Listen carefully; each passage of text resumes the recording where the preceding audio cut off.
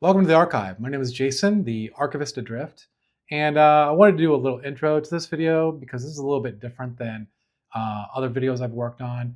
Um, in between working on a couple of books for friends of the channel, I decided to work on one of my own books that had a lot of mold on it. I thought it would be pretty straightforward to remove the mold, but it turned out to be a lot bigger ordeal than I thought.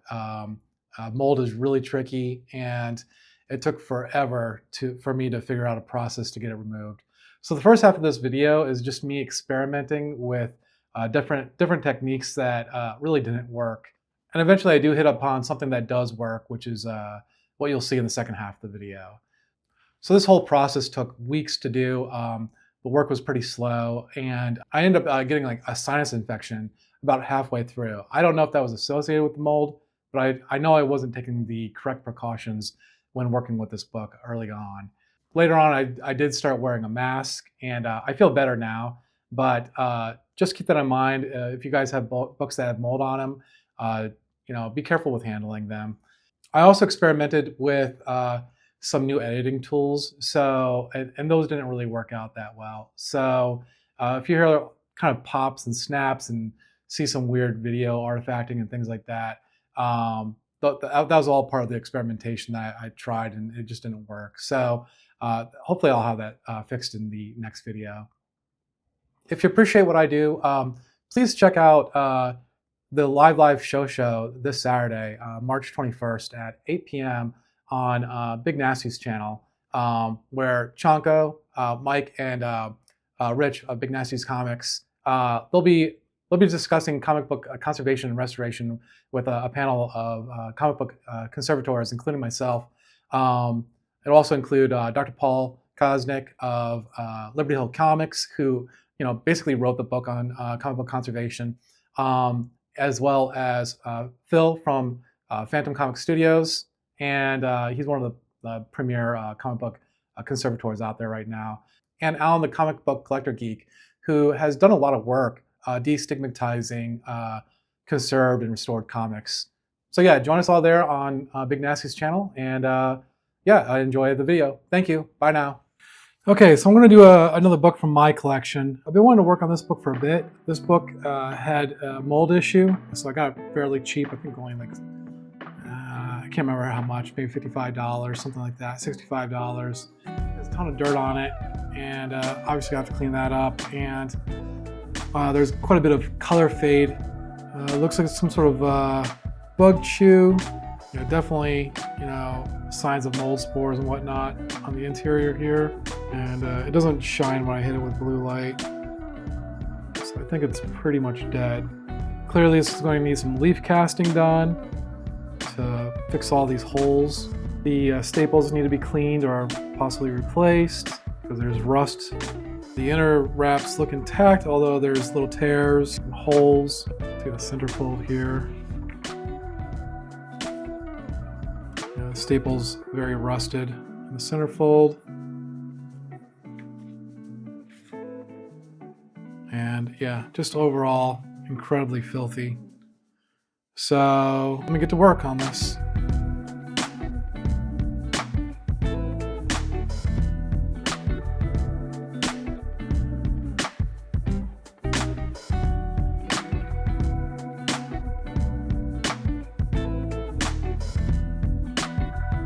The before pictures are not really even going to show a true representation on how disgusting this book is.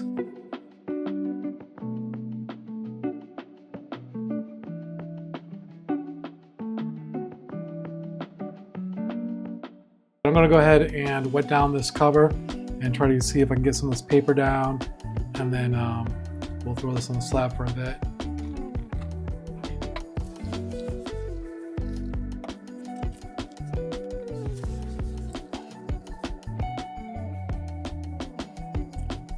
Should probably be wearing gloves while handling this. Okay, here we are by the slab. Show you what the book looks like right now. Pretty grotesque. Let's see if the slab does anything. Wet it down quite a bit.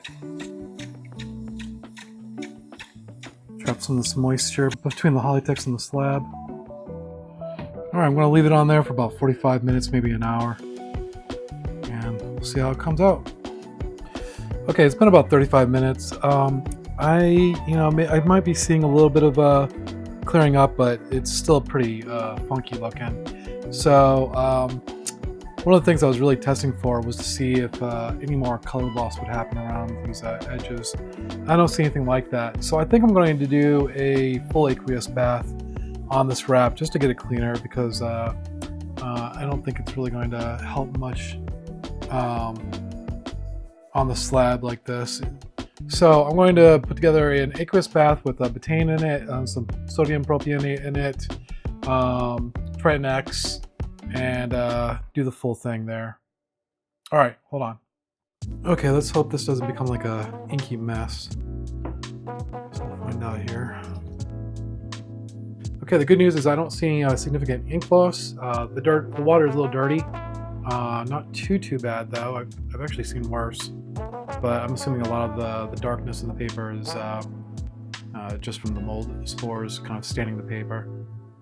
Okay, it's still looking gross. I'm gonna go and do another rinse. All I have is water, calcium hydroxide, and I added some hydrogen peroxide because I'm going to put this under blue light afterwards.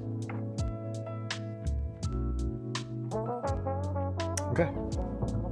All right, so as you can see, even with the treatment on the slab and 2 aqueous baths, it's still looking pretty grimy. Okay, I really haven't been treating this book with the seriousness I probably should be. I haven't been using a mask or gloves until right now. I'm starting to use a mask just in case. I did hit this book with isopropyl alcohol. The wraps I haven't really done anything with at all, and they have some mold as well. I'm keeping everything kind of isolated from this book. I'm throwing away any of the paper products or anything that I've used, and I'll probably wipe everything down with vinegar and some other stuff that I have. I don't know why I'm really working on this book as much as I am. I think I just see it as a challenge to see if I can do anything to it to clean it up. But I'm going to try some evaporust on it just to see if that'll do anything as far as lifting the stains. So let me throw my mask back on and go ahead and try that out.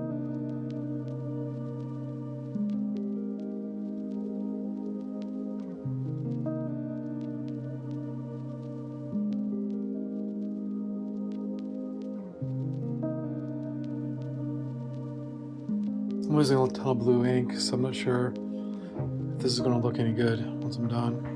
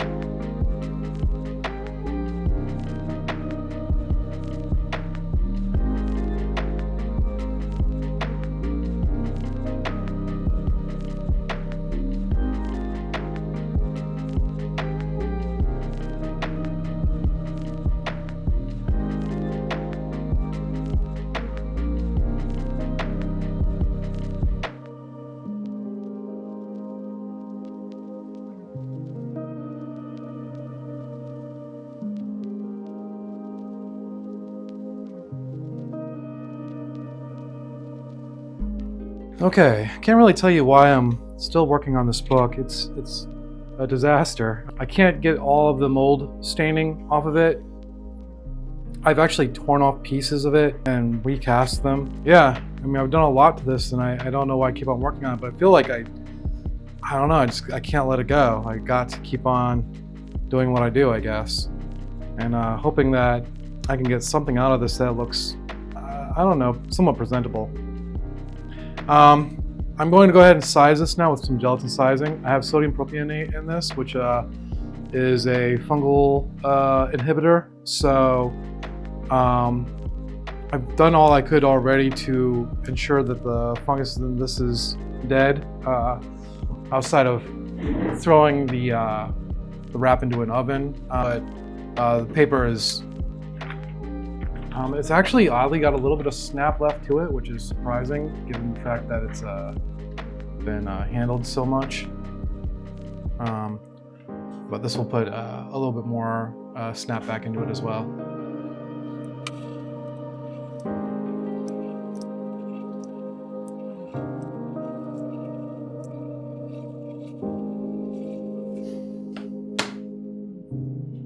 I'll let that sit and dry, and then I'll hit the other side.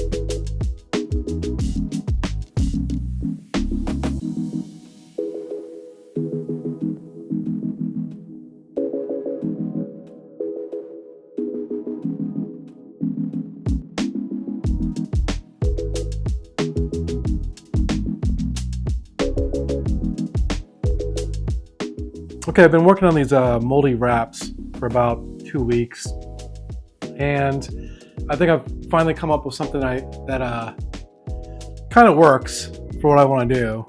So I start with a solution of something called papain, which, as I understand, it's like papaya extract, and I combine that with some betaine. Then from there, I rinse the wraps to get the solution out of it. From there, I proceed to a sodium hypochlorite bath, which is just a fancy name for a bleach bath using Clorox.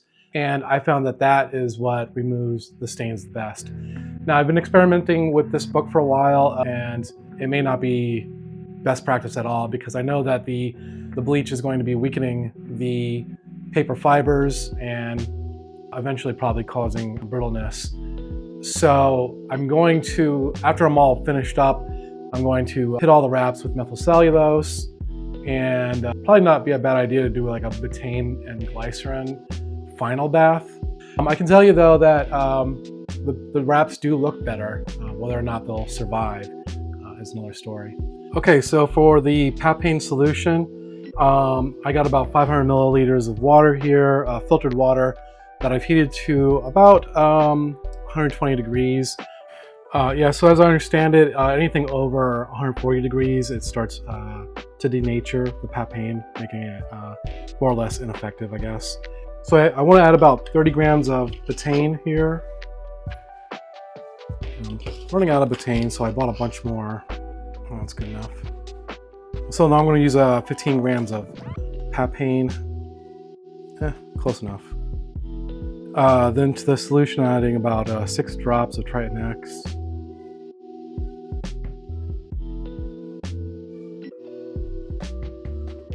All right, and just to save costs on materials, I've been doing 2 wraps at a time. And just go ahead and pour the solution in. There's a slight ammonium smell that comes from this solution. It's not overpowering, but something's happening when the papain combines with the betaine. And so then I'll just kind of give it a nice little rock.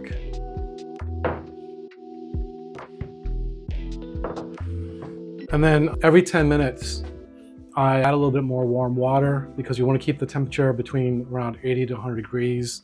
The enzyme process starts to slow if it gets below 65 degrees.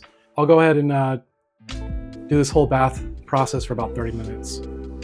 So it'll be 10, 10, and 10. Okay. So once we're done here, got a nice jar of mold soup. It's pretty pretty gross, and it's really brown. I'm not sure how much of this is just the tannins and the tanning from the paper, or if any of the mold itself kind of is in here as well, but anyhow, it's gross. I found that I need to do some spot touch-ups either before or after I start with a Clorox bath. So I'm gonna hit these center staple holes with Evaporust, and then I have a solution of Clorox bleach here. Basically, it's 100 milliliters of filtered water with, I think, 10 milliliters of Clorox bleach. And then I just use a paintbrush and paint on the areas that the pat paint clearly did not take out. So there's dark spots down here and up here, and so all along here. So I'm gonna go ahead and hit those with bleach now. I'm just kind of tapping it on. Sometimes I'll brush it on. And this solution seems to be weak enough that it doesn't cause a lot of discoloration. But if you don't do the bleach bath, it'll start noticeably kind of have some discoloration. So the bleach bath almost kind of like levels everything out. So I'm gonna go ahead and let this dry after I touch it up, and then I'll do the bleach bath.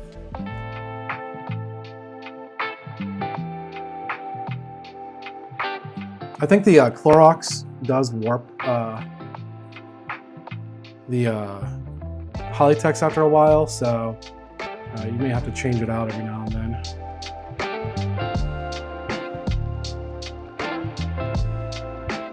Okay, so for the final bath, I'm doing 475 milliliters of water with about a tablespoon and a half of Clorox. I probably should do one last bath as like a rinse at the very end here, but I got both wraps in here at the same time. I'm gonna let them sit for about 5 minutes. I'll probably flip halfway through. All right.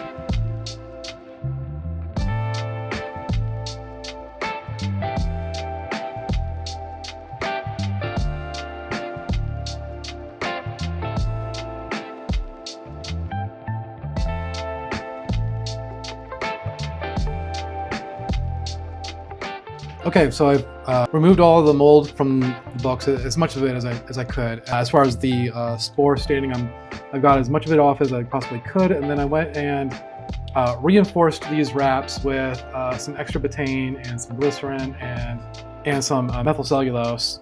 Now I just want to go back over these wraps with quickness just to fill in some holes, like there's some holes in this wrap. I'm not sure if you can make that out or not. And also apply some tear seals and that kind of thing.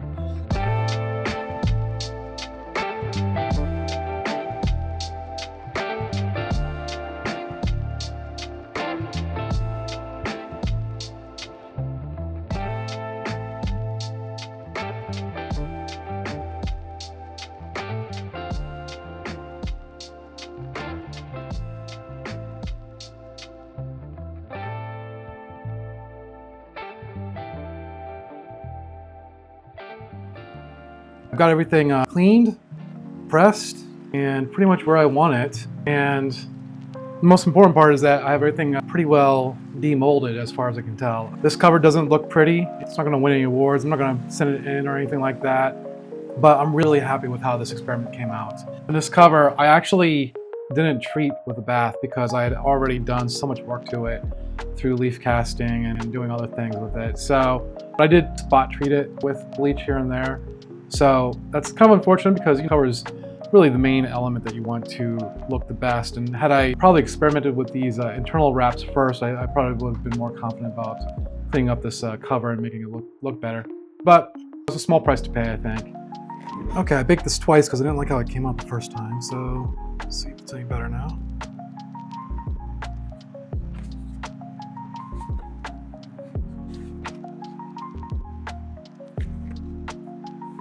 I am astonished at how good this book looks considering all the abuse I put it through. It was covered in mold, obviously. I threw blue light at it. I threw pepane and betaine at it. I threw hydrogen peroxide at it. I threw, what else? I hit it up with a little bit of Clorox in certain areas.